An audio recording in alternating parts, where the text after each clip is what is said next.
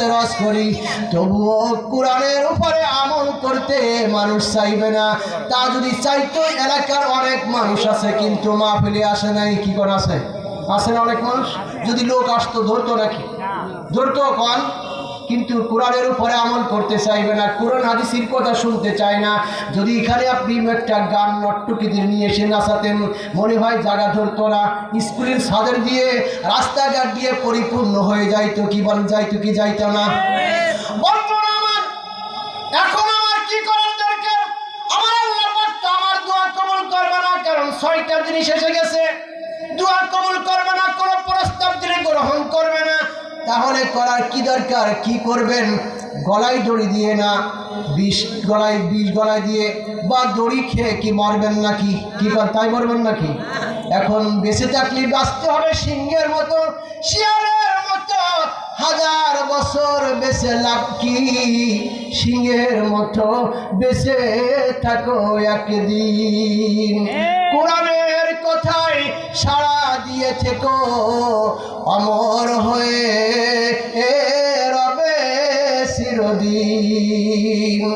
আমার ভাইরা, আপনারা যদি কোরআনের পক্ষে থাকি, আল্লাহ পাক আপনার আমার মর্যাদা আল্লাহ তাআলার দরবারে লিখে দিবেন, অমুক ব্যক্তি আমার কোরআনের পক্ষে ছিল। কিন্তু কোরআনের বিপক্ষে যদি আপনি হয়ে যান, আল্লাহ পাক জাহান্নামের দরজায় লিখে দিবেন, এই ব্যক্তি কোরআনের বিপক্ষে ছিল। তাহলে এখন আপনাকে আমাকে কি করতে হবে? আপনাকে আমাকে আল্লাহর হাবিব বলেন, যদি 3টা কাজ করতে পারো মুসলমান, তোমার বিজয় আল্লাহ পাক তোমার হাতে তুলে দিবে। কয়টা কাজ? 3টা কাজ। 1 নম্বর হলো আল্লাহ এবং আল্লাহ রাসূলের পরে ঈমান আনা। 1 নম্বর আল্লাহ এবং আল্লাহ রাসূলের পরে ঈমান আনা। কে কে রাজি আছেন একটু হাত তুলে দেখান। নারায়ে তাকবীর, নারায়ে তাকবীর।